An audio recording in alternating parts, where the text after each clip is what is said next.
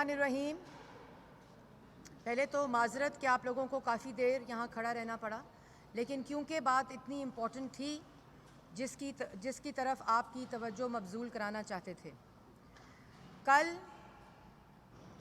जिस तरह सिंध गवर्नमेंट ने नोटिस लिया, जो परसों वाक़या हुआ, और उस वाक़े के ऊपर पूरी कौम शर्मिंदा है। पूरी कौम के लिए ये वाक़या शर्मिंदगी का बायस इसलिए है कि अगर मुल्क में एक सूबे का आईजी महफूज नहीं है तो उस मुल्क की और उस सूबे की आवाम कैसे महफूज हो सकती है, जिसके ऊपर हम बिलावल भुट्टो साहब का भी शुक्रिया अदा करते हैं कि जिस तरह उन्होंने कल प्रेस कॉन्फ्रेंस करके अपने जज्बात का भी इजहार किया और इस वाक़े को, उसके ऊपर जितनी कार्रवाई होनी चाहिए थी वो हुई, और फिर चीफ़ ऑफ आर्मी स्टाफ ने भी इसका वाक़े का नोटिस लिया और एक इंक्वायरी ऑर्डर की है।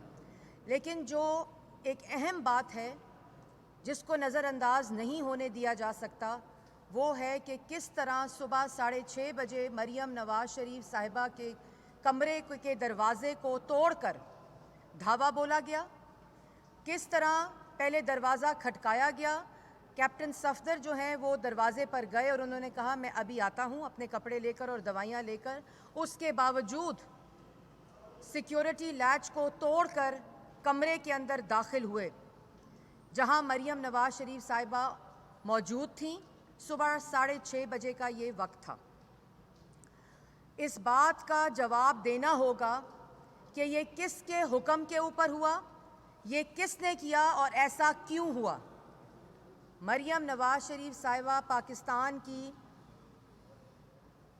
कौम की बेटियों को रिप्रेजेंट करती हैं, और अगर कौम की बेटी मरियम नवाज़ महफूज नहीं है तो पाकिस्तान के अंदर औरतें और बेटियां किस तरह महफूज हो सकती हैं।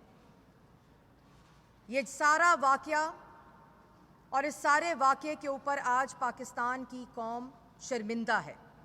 लेकिन इसके बाद इस बात का भी इंक्वायरी होनी चाहिए कि किसके हुक्म के ऊपर हुआ, क्यों हुआ और कौन इसका मुजरिम है। जब तक इसका जवाब नहीं आएगा हम चैन से नहीं बैठेंगे। मरियम नवाज़ शरीफ साहिबा से माफ़ी मांगनी चाहिए, और कौन वो मुजरिम है जिसके ऑर्डर के ऊपर उनके कमरे में सुबह 6:30 बजे धावा बोला गया।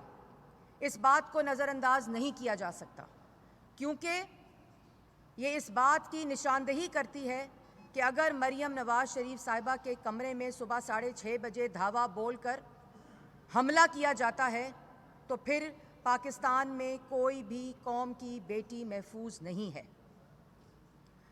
मैं चीफ़ ऑफ आर्मी स्टाफ से ये भी दरख्वास्त करती हूँ कि जहाँ उन्होंने आईजी साहब, जो कि काबिल मज़म्मत है, शदीद मज़म्मत करनी चाहिए कि किस तरह आईजी साहब को किडनैप किया गया, किस तरह अगवा किया गया, और फिर जो उसका वाक़या है उस पर बिलावल भुट्टो साहब भी बयान कर चुके हैं।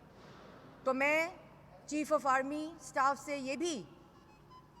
ये भी रिक्वेस्ट करती हूँ कि इस इंक्वायरी के अंदर मरियम नवाज़ शरीफ साहिबा के कमरे में किसने हमला किया, किसके ऑर्डर पे हुआ और क्यों हुआ, उसको भी इंक्वायरी में शामिल किया जाए। उस इंक्वायरी रिपोर्ट का ये भी हिस्सा होना चाहिए कि ये किसके कहने के ऊपर सारा वाक़या हुआ, क्योंकि आईजी साहब को अगवा मरियम नवाज़ शरीफ साहिबा के कमरे में हमला करने के लिए किया गया था। आईजी साहब को अगवा कैप्टन सफदर के ऊपर जो मुकदमा है कि उन्होंने थ्रेटन किया कत्ल कर देने की धमकी लगाई, वो इसलिए आईजी साहब को अगवा किया गया था।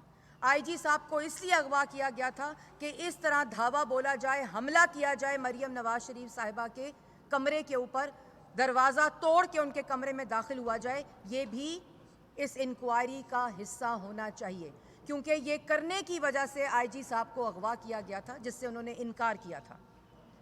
तो ये इंक्वायरी रिपोर्ट तब तक नामुकम्मल होगी जब तक इसके अंदर जो मरियम नवाज़ शरीफ साहिबा के, और ये क्यों इम्पोर्टेंट है, ये मरियम नवाज़ शरीफ साहिबा की बात नहीं है, ये उनकी ज़ात की बात हुआ, अफसोसनाक वाक़या था। काबिल मज़म्मत है, शदीद काबिल मज़म्मत है, लेकिन ये इस बात की अक्कासी करता है कि अगर उनके ऊपर ये हमला हो सकता है, उनके कमरे का दरवाज़ा टूट सकता है, तो फिर यहाँ कौन महफूज है।